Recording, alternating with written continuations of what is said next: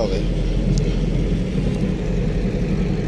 আর গাড়িটা যদি ঘন্টায় 40 কিলোমিটার চলে তাহলে 20 কিলোমিটার সামনে গাড়ি থেকে দূরত্ব রাখতে হবে এর মধ্যে। তো ব্রেক দিলে আপনি সহজে ব্রেক দিতে পারেন, আপনি টাইমিংটা পান। ব্রেক দিচ্ছে ওই যে আমরা বুঝতেছি কীভাবে, লাল লাইট জ্বলতেছে, আমাদের দিয়ে খেয়াল রাখতে হবে। ওই লাইট জ্বলতেছে তার মানে ও ব্রেক করতেছে, আমাদের গিয়ার কমাবো এখন।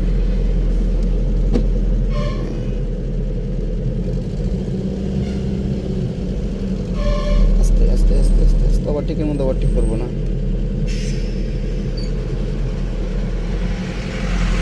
এরকম ওভারটেকের মধ্যে ওভারটেক করতে গেলে ফাঁসে যাবেন, ওভারটেক করে চলে যাবে, আপনি আটকে যাবেন।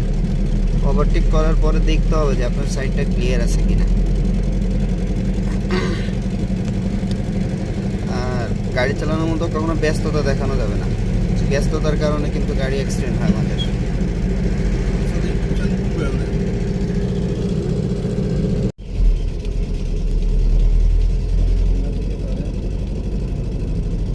আসসালামু আলাইকুম।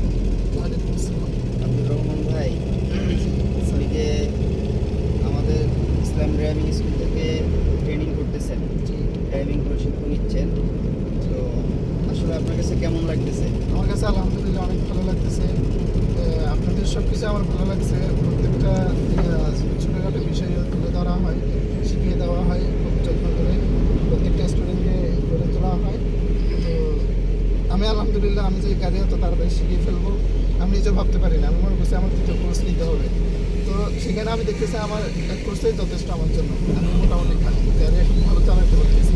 যে আজকে কোর্স শেষ, এখন আপনার কাছে কি মনে হচ্ছে যে আপনি দেশের যে কোনো জায়গায় গিয়ে কি একা একা গাড়ি চালাতে পারবেন? হ্যাঁ, ডেফিনেটলি আমি অবশ্যই পারবো। আমার কতটুকু বিশ্বাস আমার আছে। আর আমি তো আলহামদুলিল্লাহ মোটামুটি ভালো চালাইতেছি। অনেক ড্রাইভাররা সাধারণত জিজ্ঞাসা করলে ড্রাইভারদের কাছে বিভিন্ন রকম প্রশ্ন করা হলে তখন ওরা বলতে পারে না, ট্রাফিক, তারপর সাইকেল, এইসব বিষয়ে। কিন্তু আমাদের ড্রাইভিং স্কুলে এমনভাবে আমাদেরকে পড়াইছে, শিখাইছে, যার কারণে আমরা ট্রাফিকের সাইন টাইন, তারপর কীভাবে গাড়ি চালাবো, তারপর বৃষ্টির সময় কীভাবে চালাবো, প্রত্যেকটা প্র্যাকটিক্যালি আমাদেরকে, তারপর মৌখিক, তারপর প্র্যাকটিক্যালি এভাবে সবসময় আমাদেরকে প্র্যাকটিস করানো হয়েছে। তো আমি মনে করি আলহামদুলিল্লাহ এই ড্রাইভিং স্কুল থেকে কেউ শিখলে তাদের দিতে যাবে না, সবাই সাকসেস হবে। এক কোর্সে যথেষ্ট সবাই চলবে।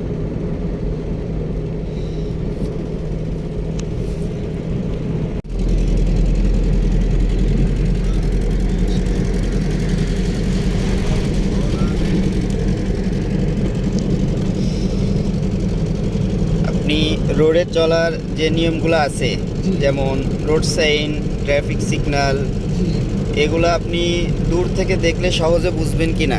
জি, অবশ্যই বুঝবো।